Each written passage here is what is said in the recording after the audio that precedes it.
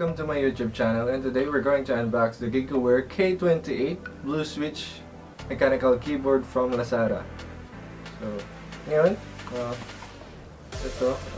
unbox na natin siya. So, nakuha ko siya from Lazada ng 1,909.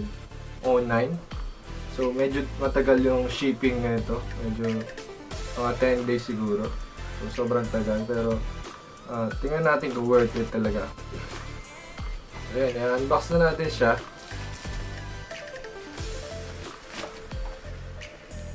Ang plastic ata ito. Kasi plastic lang. Medyo nahirap ko. So, ayan. Ito na siya. K28 mechanical keyboard. Tingnan natin ang laman.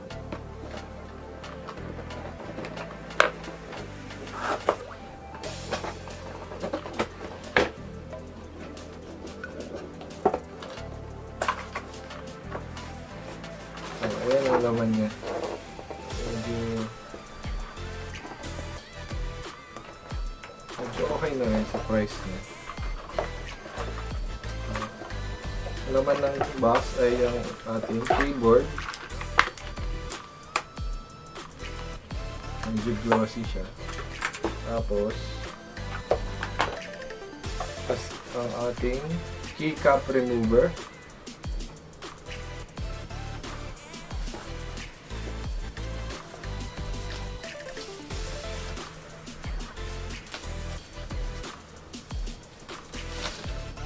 Tapos ang ating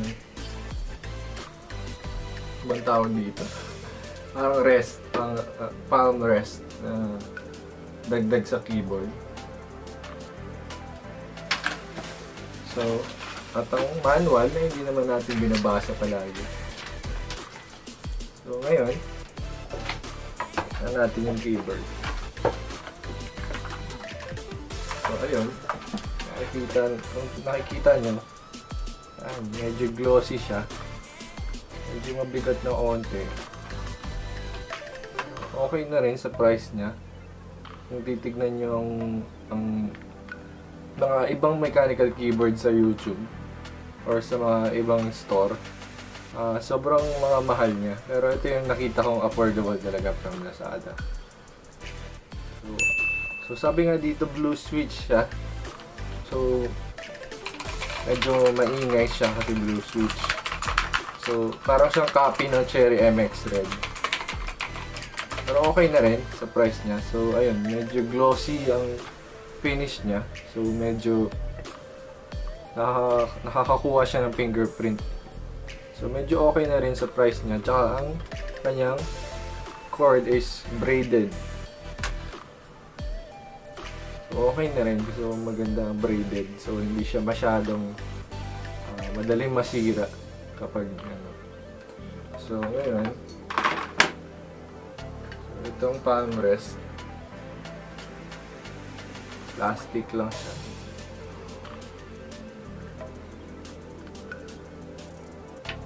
So, try natin ikabit.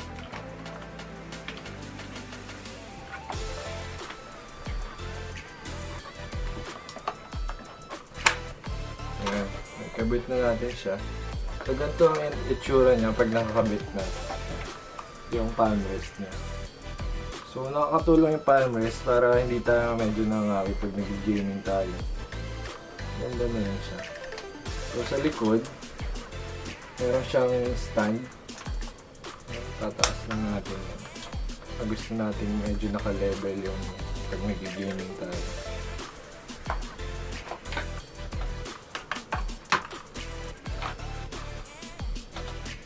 So, right now, i-montage muna natin ang ating keyboard.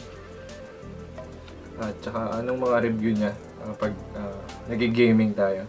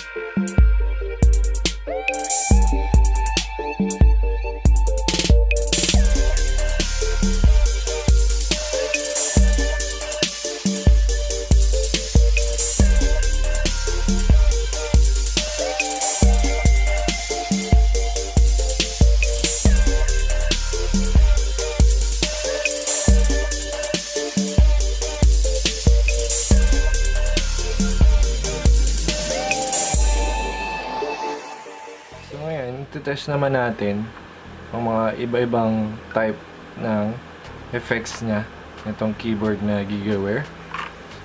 So, pagpapalitan lang natin yung effects niya is click lang natin yung FN tapos itong SL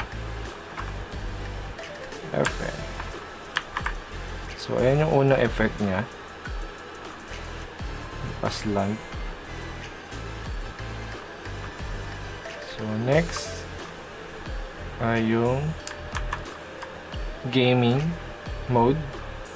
Gaming mode niya na ang naka-ilaw lang is yung arrow keys and WASD and escape. Next ay snake mode. So, ayan. Parang ahas.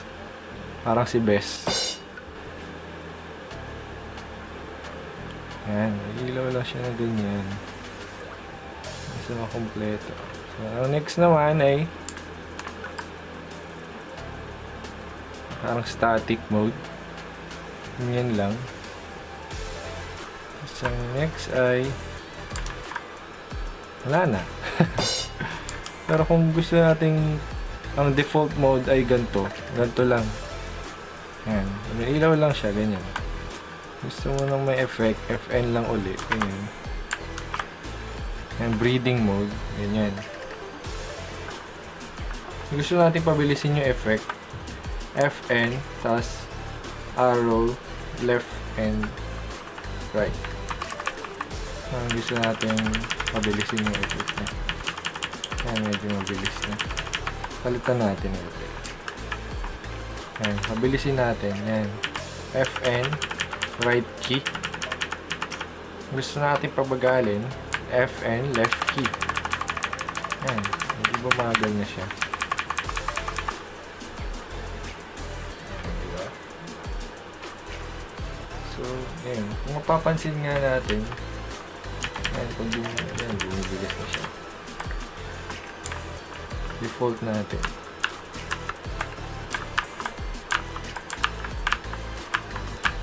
Ayan. Mapapansin natin, medyo maingay siya. Kung nag-game ka na may katabi kang natutulog, baka magalit sa iyo. So, medyo clicky nga siya. So, ayos naman yung review niya. Gusto mo talaga ng mechanical keyboard na mura, ito na ang kunin mo. Kunin ng ganitong keyboard, I will leave the link down below. Yung link from Lazada. So, ayun lang. So, ngayon, nakita niyo yung montage niya.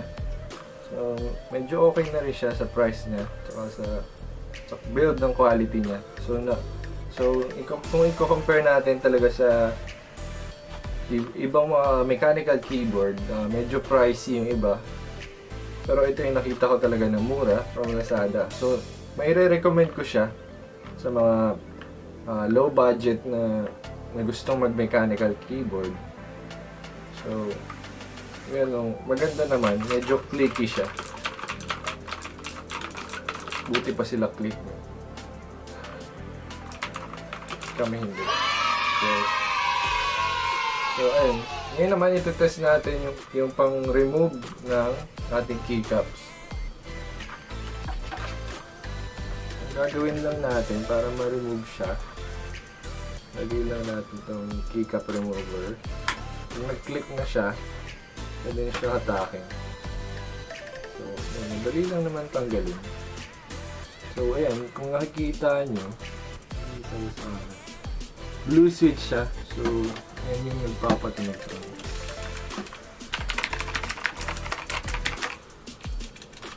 So, ayan. Balik na natin. So, pwede nyo rin palitan ng ibang mga keycaps to. So, mga ibang compatible sa switch na to. So, okay siya. So, may re-recommend ko talaga siya sa mga ibang gamer na gusto talaga mag-mechanical keyboard. So yun lang guys. So, like, comment, and subscribe to my YouTube channel for more updates. So, i-share nyo na rin ang ating YouTube video. So, Thank you guys and support Filipino vloggers. Thank you.